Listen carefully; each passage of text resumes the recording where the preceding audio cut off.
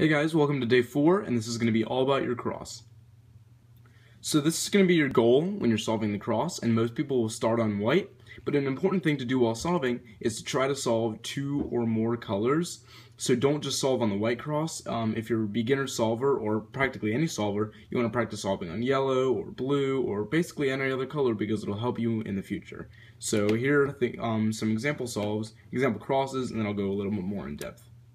Okay, so this is scramble number 1, and let's see. Alright, I don't really have, this is not a great cross for white, but I'll try to stick with white since that's what people are mostly doing. Yellow looks nice because I can see my first pair. Yeah, you know what, I'm going to go with yellow. So, it's really nice here because I can see my first pair here, and I know that if I bring this down, then this is going to be next to this, so that if I do a D prime, it'll just be in place.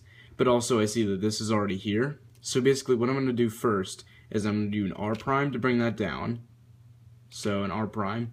And then at the same time I'm going to do an L2, so I can push this in place. So I have this one next to this one, and then at the same time this one next to this one. So I can just do a D prime and then an insert. So I had this. And then I see my first pair here, so that when I bring this down, this will be set up to like a 6-move case, and I automatically know that I'm going to be inserting in the left corner, which is going to be a really good place to put it in. I wanted to put it back here, but I don't really see a good way to do this pair. So I can just do this really quickly, and then insert my pair. Well, that was... okay, insert my pair that way. And then I have this pair set up, so that one, and then I just move on for the rest of the solve.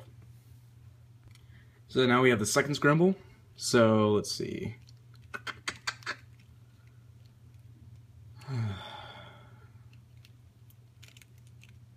Oh, these are both pretty bad. Okay. I don't actually, here's my first pair here. I can't really set that up in a great way. Yeah, this is a really bad scramble. But the best way to do this is basically if I put this down and then I do a D prime, I can do, basically what I'm going to do is I'm going to put this down, do a D prime, and then also a U to put this in place, so that when I do an F prime to put this down, this piece will be in place, so that I can do an L to put this piece there, and then this red piece will be there, so I can just do a D prime and then F prime. And what I'm doing here is I'm seeing, let's see, 1, 2, 3, 4, 5, like something like 7 moves ahead, which is really, really good. And the more moves you can see ahead, the better. Normally, I don't like to track pairs when I know they're going to be broken up because it's just harder to do. So really, I don't really have a suggestion for this. It's really hard to do. I haven't really mastered. When I have a hard cross like this, it's kind of hard to track my first pair. So basically I can push this down, do a D prime and a U while still tracking this pair. I didn't track it upon inspection, but I'm tracking it now. So I'm going to do a D, F prime, put that down like this and like that, and put it down. So actually I was here.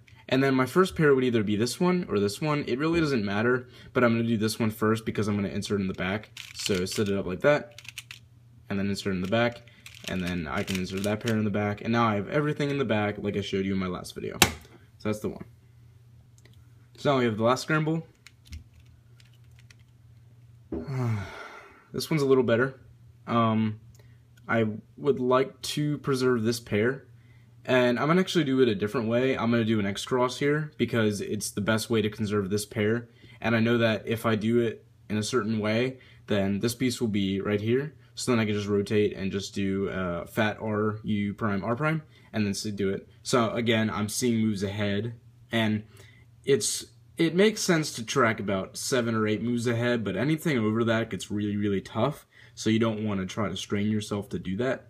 So basically, I'm going to put this down and do a D prime, and then I'm going to do R2 and then a U2 and make a block, and basically I can insert that and do that pair first.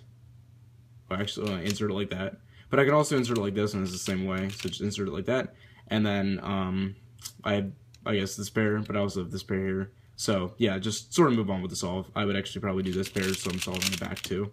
So yep, that's that solve.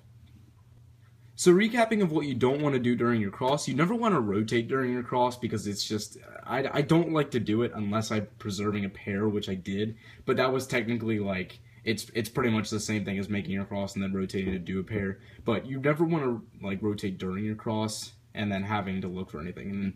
And the same thing, you never want to look for anything during your cross, like you want to know exactly what your cross is going to be upon inspection. There are very, very few times where I don't know what it's going to be, and that's when I just don't know anything for the white and yellow cross. So that's the thing, and also don't try to go out of your way to save an F2L pair. That's one extremely important thing because sometimes it's not even worth it. And the better your look ahead gets, the better your, if you can't even see first pair upon inspection, the better you are at cross +1. It won't even take that much time to see your first pair. So yeah. And again, what you can do is instead of tracking a pair, you can track a corner and edge, so that like you know where that is, and then you can just quickly find the corners. Those are some tips. It's a lot of personal opinion on cross because it's like so many people do it in so many different ways. But what you want to remember is that any cross can be solved in less than 8 moves, so 8 moves or less.